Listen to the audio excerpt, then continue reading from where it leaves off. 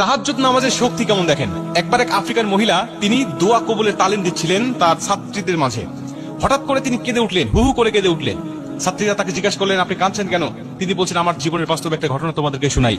আমার একজন মেয়ে আছে, যে মেয়েটা দেখতে খুব বেশি একটা ভালো নয়, কালো, তার গায়ের চামড়া কালো এবং দেখতে খুব স্মার্ট নয়, তিনি খুব স্বাস্থ্যবান। কিন্তু আমার মেয়ে মাঝে মাঝে বলে উঠতো, এমন চেহারার মেয়েরা আমাদের আফ্রিকায় তাদের মর্যাদা থাকলেও আরব বিশ্বে আরব যুবকদের মাঝে এই সমস্ত মেয়েদের কোনো দাম নাই, বা তারা কোনভাবেই তাদেরকে পছন্দ করে না। তারা পছন্দ করে সাদা চামড়ার মেয়েরা এবং খুব চিকন হালকা পাতলা যারা, তাদের খুব পছন্দ করে।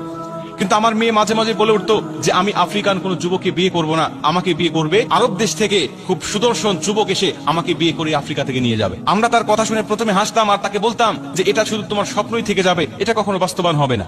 কিন্তু আমার মেয়ে মাঝে মাঝেই আমাদেরকে খুব দৃঢ় বিশ্বাসের সাথে বলতো যে হ্যাঁ, অবশ্যই আমার আল্লাহর কাছে আমি এই দোয়াটা করেছি, আল্লাহ অবশ্যই আমার দোয়া কবুল করবে। হঠাৎ করে কিছুদিন পর দেখি আরব বিশ্ব থেকে একটা প্রস্তাব আসলো, যেই প্রস্তাবটা আমার মেয়ে শোনার সঙ্গে সঙ্গে প্রত্যাখ্যান করে দিল। তিনি রাজি হলো না, কারণ ওই পাত্র ছিল বয়স্ক এবং তার আগেও 3টা স্ত্রী ছিল। এজন্য আমার মেয়ে তাকে পছন্দ করলেন না, তাকে রিজেক্ট করে দিলেন, তাকে ফিরিয়ে দিলেন। আমরা এই প্রস্তাবটা ফিরিয়ে দেওয়ার পরে আমরা তার উপরে রাগান্বিত হলাম এবং তাকে আমরা মনে কষ্ট দিয়ে কথা বলা শুরু করলাম যে তুমি এত সুন্দর প্রস্তাব পাওয়ার পরে কেন ফেলে দিলে? নিজের চেহারা কি কখনো আয়না দিয়ে দেখেছো? বিভিন্ন কথা বলে তাকে মানসিক কষ্টের মধ্যে আমরা ফেলে দিলাম। কিন্তু আমার মেয়ে বললেন, আমার বিষয় নিয়ে তোমাকে চিন্তা ভাবনা করতে হবে না, আমার বিষয়টা আমি আমার আল্লাহর উপরে ছেড়ে দিয়েছি, আমার আল্লাহ অবশ্যই আমাকে এর থেকেও কোনো ভালো পাত্রের ব্যবস্থা করে দিবে। তিনি বলছেন, আমার মেয়ের এরকম কথা বলা দেখে আমরা মাঝে মাঝে অবাক হলেও আমরা ভাবতাম যে এটা কখনোই সম্ভব নয়, কারণ এমন মেয়ের জন্য এত সুন্দর সুদর্শন রাজপুত্র কখনোই আমার মেয়ের জীবনে আসবে না। শুধু আমার মেয়ে এটুকু বলতো তা নয়, তিনি ইঙ্গিত করে বলতো যে আমার জন্য যে যুবককে আল্লাহ বাজেট করে রেখে দিয়েছেন তার চেহারা হবে খুব সুদর্শন, তার চক্ষু হবে নীল, তিনি যুবক বয়সের হবেন, অতি বেশি বয়স তার হবে না, এরকম ভাবে তিনি ইঙ্গিত প্রদান করতেন।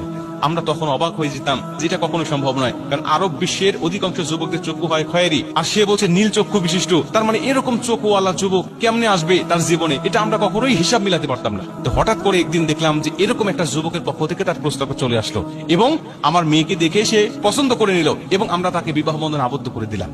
তিনি বলছেন, বিবাহ হয়ে যাওয়ার পরে আল্লাহর পরে যদি কোনো মানুষকে সেজদা করা জায়েজ থাকতো, আমরা আমার মেয়েকে সেজদা করতাম, এই আল্লাহওয়ালা মেয়েকে সেজদা করতাম। কেন? আল্লাহর সাথে তার সম্পর্কটা কত গাঢ় হয়ে গিয়েছে, আল্লাহর সাথে তার সম্পর্কটা কতটা কাছাকাছি হয়ে গিয়েছে যে আল্লাহ পাকের উপরে তার এতটা তাওয়াক্কুল, এতটা ভরসা ছিল। আমরা পরবর্তীতে মেয়েকে জিজ্ঞাসা করলাম, মা তুমি কিভাবে আল্লাহর কাছে চাইতে বলো তো দেখি, কিভাবে আল্লাহর কাছে দোয়া করেছিলে যে আল্লাহ তোমার দোয়াটা এরকম হুবহুব ভাবে কবুল করে নিয়েছে? তিনি বলছেন, মা আমি আল্লাহ পাকের কাছে সবসময় ইস্তেগফার পাঠ করতাম এবং আমি আল্লাহ রাব্বুল আলামিনের কাছে সবসময় তাহাজ্জুদ নামাজ পড়ে কান্নাকাটি করতাম।